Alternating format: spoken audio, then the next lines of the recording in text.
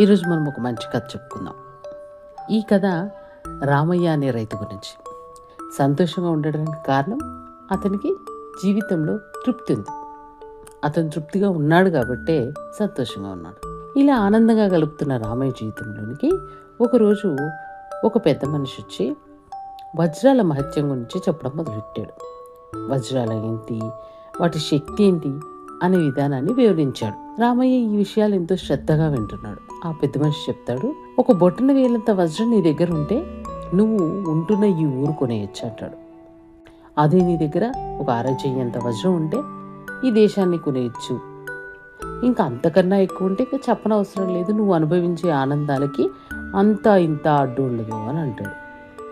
ఈ మాటలు విన్న రామయ్య ఆశ్చర్యపోతాడు. ఓ, వజ్రాలకి ఇంత మహత్యం ఉందా అనుకుంటాడు. సరేనండి, ఇంకా వెళ్ళొస్తానని చెప్పేసి లోపలికి వెళ్ళిపోయాడు. ఆ రోజు రాత్రి రామయ్యకు నిద్ర పట్టలేదు. ఎందుకంటే రామయ్యలో అసంతృప్తి మొదలైంది. అసంతృప్తితో బాధ కలిగింది. అంతే కదండి, జీవితంలో అసంతృప్తి ఉంటే బాధ కలుగుతుంది. ఈ బాధ తట్టుకోలేక రామయ్య ఏదో చేయాలనుకున్నాడు. ఏం చేయాలి అని దీర్ఘంగా ఆలోచించి తెల్లవారుజామునే లేచి ఊర్లోకి వెళ్ళి ఓ పెద్ద మనిషిని పట్టుకుని తన పొలాన్ని అమ్మేశాడు. వెంటనే భార్య పిల్లల్ని అమ్మగారింటికి పంపించేశాడు. వాళ్ళకు కొంచెం డబ్బులు ఇచ్చాడు. తిను మిగిలిన డబ్బులన్నీ తీసుకుని వజ్రాల వేట మొదలెట్టాడు. తన ఊరంతా వజ్రాలు ఎతికాడు, ఎక్కడా కనిపించలేదు. ఇలా కాదు, మా ఊర్లో లేవేమో పక్కూరులో ఉంటాయి అనుకుని పక్కూరికి కూడా వెళ్ళాడు. అక్కడ కూడా అంతా తవ్విచ్చాడు, మనుషుల్ని పెట్టి తవ్విచ్చాడు. వెతికాడు, వెతకని ప్రదేశం అంటూ లేదు. అన్ని చోట్ల చూశాడు. పక్కూరే కాకుండా దొరికిన ఊర్లన్నిట్లో వెతికాడు.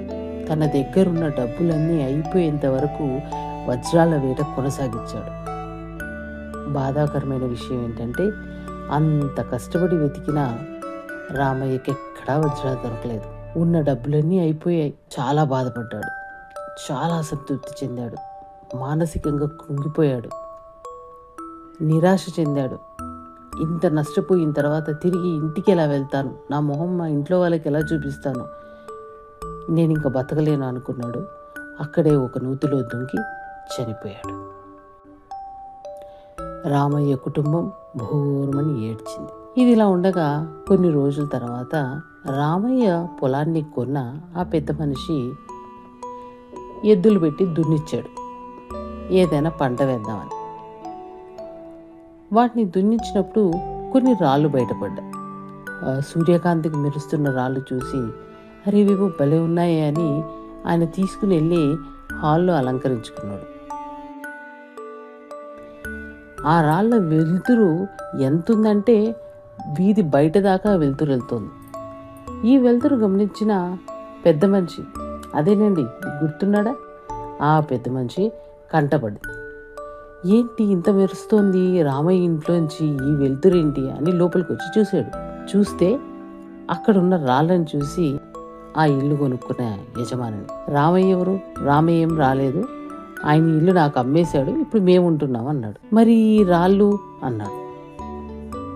ఇవా, ఆ పొలం దున్నుతుంటే అందులో కనిపించాయి, అందంగా ఉన్నాయి కదా అని ఒక 4 ఎరుకొచ్చాను, అక్కడ ఇంకా చాలా ఉన్నాయి రాళ్ళు, కావాలంటే నువ్వు తీసుకెళ్ళు అని అంటాడు. అప్పుడు ఆ పెద్ద మనిషి, ఇవి వృత్తి రాళ్ళు కాదు, ఇవి వజ్రాలు అంటాడు. అప్పుడు ఆ యజమాని నవ్వి, ఏం చెప్తున్నావయ్యా స్వామి, ఈ రాళ్ళని నువ్వు వజ్రాలు అంటున్నావా, ఏవో అందంగా రంగులుగా మెరుస్తుంటే మాత్రం వజ్రాలు అయిపోతాయా, భలే చెప్తున్నావులే అంటాడు. అప్పుడు ఈ స్వామీజీ అంటాడు, కాదు కాదు, నాకు వజ్రాలు బాగా తెలుసు, అవి ఎక్కడున్నా నేను పసిగట్టగలను, ఇవి 100కి 100% వజ్రాలే అంటాడు. ఏం చేయాలో అర్థం కాక అలా బిక్కమొహం వేసుకుని ఆ ఇంటి యజమాని ఈ స్వామీజీని చూస్తుంటాడు. అప్పుడు ఆ స్వామీజీ అంటాడు, నీకు అంతగా నమ్మకం లేకపోతే తీసుకెళ్ళి వీటిని పరీక్ష చేయించుకొచ్చుకో, వజ్రాల కాదా అని అంటాడు. సరే అని ఆ ఇంటి యజమాని ఆ రాళ్ళని తీసుకుని వెళ్ళి ల్యాబ్లో ఇచ్చి పరీక్షిస్తాడు. ఆశ్చర్యకరమైన విషయం ఏంటంటే ఆ స్వామీజీ చెప్పినట్టు ఇవన్నీ వజ్రాలు. ఇది తెలియగానే ఆ మనిషి ఆశ్చర్యపోయాడు. గబగబా ఇంటికి వచ్చి అన్ని రాళ్ళన్నీ మూటగట్టేసి ఇంట్లో సర్దేశాడు. పట్టరాని ఆనందంతో ఉబ్బి తబ్బిబ్బైపోయాడు. ఇప్పుడు అర్థమైందా ఈ కథ? సో ఈ కథ మనకి ఏం చెప్తోంది? రామయ్య ఊరంతా వెతకడానికి ముందు ఒక్కసారి తన పొలంలో కూడా ఎత్తుకుంటే ఎంత బాగుండేది అనిపిస్తుందా? అంతే కదండి, అవకాశాలు ఎక్కడెక్కడో ఉండవు, మన ముంగిట్లోనే ఉంటాయి. ముందు వాటిని మనం గుర్తించాలి. అవి మన తలుపు తట్టినప్పుడు ఏదో శబ్దంగా భావిస్తే అవి పోయినప్పుడు మనం బాధపడ్డం తప్ప చేసేది ఏం లేదు. కానీ అవి తలుపు తట్టినప్పుడు గౌరవించి ఆహ్వానిస్తే ఆ అవకాశాలు ముందు మననే వరిస్తాయి. మనకెప్పుడు ఎదుటివారి జీవితం అందంగా ఆనందంగా ఉందనిపిస్తుంది, మన దగ్గర ఉన్నట్టు బాగున్నట్టు అనిపించదు. ఇప్పుడు ఈ పొలంలో ఉన్న కొన్ని ఎకరాల వజ్రాలన్నీ రామయ్య ఊరంతా దేశమంతా ఎతికాడు, కానీ తన సొంత పొలంలో ఎతకలేకపోయాడు.